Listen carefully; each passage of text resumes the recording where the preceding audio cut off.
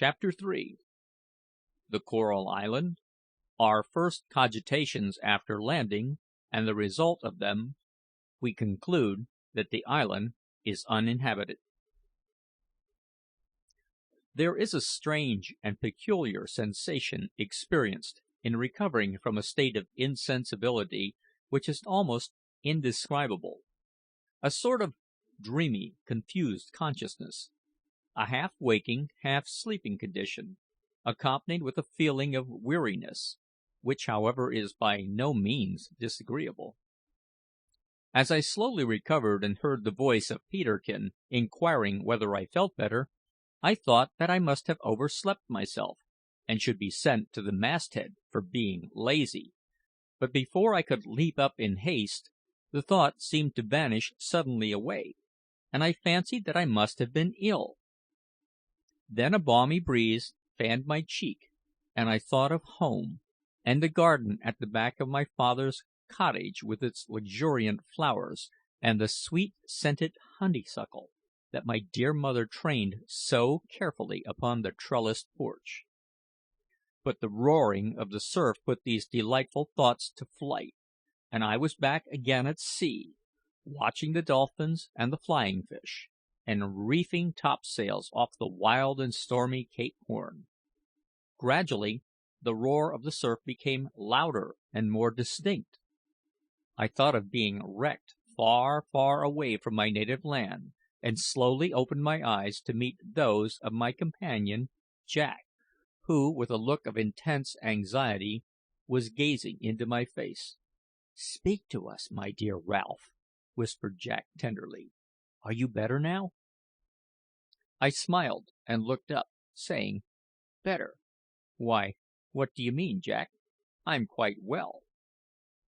"Then what are you shamming for and frightening us in this way?" said Peterkin, smiling through his tears, for the poor boy had been really under the impression that I was dying. I now raised myself on my elbow, and putting my hand to my forehead, found that it had been cut pretty severely, and that I had lost a good deal of blood. "Come, come, Ralph," said Jack, pressing me gently backward. "Lie down, my boy. You're not right yet. Wet your lips with this water. It's cool and clear as crystal. I got it from a spring close at hand. There now, don't say a word. Hold your tongue," he said, seeing me about to speak. "I'll tell you all about it, but you must not utter a syllable till you have rested well." "Oh, don't stop him from speaking, Jack," said Peterkin, who, now that his fears for my safety were removed, busied himself in erecting a shelter of broken branches in order to protect me from the wind, which, however, was almost unnecessary, for the rock beside me which I had been laid completely broke the force of the gale. "Let him speak, Jack. It's a comfort to hear that he's alive after lying there stiff and white and sulky for a whole hour, just like an Egyptian mummy. Never saw such a fellow as you are, Ralph, always up to mischief. You've almost knocked out all my teeth and more than half choked me, and now you go shamming dead. It's very wicked of you, indeed it is." While Peterkin ran on in this style, my faculties became quite clear again, and I began to understand my position. "What do you mean by saying I half choked you, Peterkin?" said I. "What do I mean? Is English not your mother tongue? Or do you want me to repeat it in French by way of making it clearer? Don't you remember?" "I remember nothing," said I, interrupting him, "after we were thrown into the sea." "Hush, Peterkin," said Jack; "you're exciting Ralph with your nonsense. I'll explain it to you.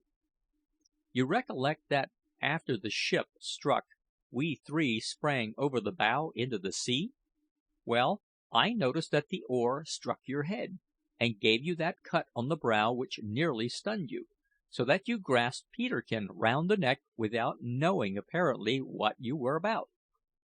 In doing so, you pushed the telescope, which you clung to as if it had been your life, against Peterkin's mouth." "Pushed it against his mouth!" interrupted Peterkin. "Say, crammed it down his throat! Why, there's a distinct mark of the brass rim on the back of my gullet at this moment." Well, well, be that as it may," continued Jack, "you clung to him, Ralph, till I feared you really would choke him. But I saw that he had a good hold of the oar, so I exerted myself to the utmost to push you towards the shore, which we luckily reached without much trouble, for the water inside the reef is quite calm." "But the captain and crew, what of them?" I inquired anxiously. Jack shook his head. "Are they lost?"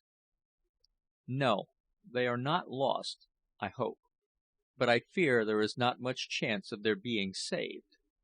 The ship struck at the very tail of the island on which we are cast. When the boat was tossed into the sea, it fortunately did not upset, although it shipped a good deal of water, and all the men managed to scramble into it; but before they could get the oars out, the gale carried them past the point and away to leeward of the island. After we landed, I saw them endeavouring to pull towards us; but as they had only one pair of oars out of the 8 that belonged to the boat, and as the wind was blowing right in their teeth, they gradually lost ground. Then I saw them put about and hoist some sort of a sail a blanket, I fancy, for it was too small for the boat and in half an hour they were out of sight." "Poor fellows!" I murmured sorrowfully. "But the more I think about it, I've better hope of them," continued Jack in a more cheerful tone. "You see, Ralph, I've read a great deal about these South Sea Islands, and I know that in many places they are scattered about in thousands over the sea, so they're almost sure to fall in with one of them before long." "I'm sure I hope so," said Peterkin earnestly. "But what has become of the wreck, Jack? I saw you clambering up the rocks there while I was watching Ralph. Did you say she had gone to pieces?" "No, she has not gone to pieces, but she has gone to the bottom," replied Jack. "As I said before, she struck on the tail of the island and stove in her bow; but the next breaker swung her clear, and she floated away to leeward. The poor fellows in the boat made a hard struggle to reach her, but long before they came near her she filled and went down. It was after she had foundered that I saw them trying to pull to the island." There was a long silence after Jack had ceased speaking, and I have no doubt that each was revolving in his mind our extraordinary position. For my part, I cannot say that my reflections were very agreeable. I knew that we were on an island, for Jack had said so; but whether it was inhabited or not, I did not know. If it should be inhabited, I felt certain, from all I had heard of South Sea Islanders, that we should be roasted alive and eaten. If it should turn out to be uninhabited, I fancied that we should be starved to death. Oh, thought I, if the ship had only struck on the rocks we might have done pretty well, for we could have obtained provisions from her, and tools to enable us to build a shelter. But now, alas, alas, we are lost!" These last words I uttered aloud in my distress. "Lost, Ralph!" exclaimed Jack, while a smile overspread his hearty countenance. "Saved, you should have said. My cogitations seem to have taken a wrong road and led you to the wrong conclusion." "Do you know what conclusion I have come to?" said Peterkin. "I have made up my mind that it's capital, first rate, the best thing that ever happened to us, and the most splendid prospect that ever lay before three jolly young tars. We've got an island all to ourselves. We'll take possession in the name of the king. We'll go and enter the service of its black inhabitants. Of course, we'll rise, naturally, to the top of affairs. White men always do in savage countries. You shall be king, Jack; Ralph, prime minister; and I shall be " "The court jester," interrupted Jack. "No," retorted Peterkin, "I'll have no title at all. I shall merely accept a highly responsible situation under government; for you see, Jack, I'm fond of having an enormous salary and nothing to do." "But suppose there are no natives?" "Then we'll build a charming villa, and plant a lovely garden round it, stuck all full of the most splendiferous tropical flowers, and will farm the land, plant, sow, reap, eat, sleep, and be merry." "But to be serious," said Jack, assuming a grave expression of countenance, which, I observed, always had the effect of checking Peterkin's disposition to make fun of everything, "we are really in rather an uncomfortable position. If this is a desert island, we shall have to live very much like the wild beasts, for we have not a tool of any kind, not even a knife." "Yes, we have that," said Peterkin, fumbling in his trousers pocket, from which he drew forth a small penknife with only one blade, "and that was broken." "Well, that's better than nothing. But come," said Jack, rising, "we are wasting our time in talking instead of doing. You seem well enough to walk now, Ralph.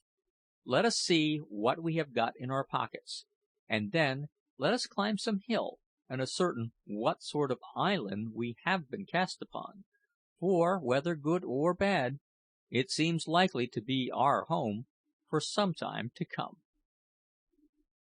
CHAPTER 4.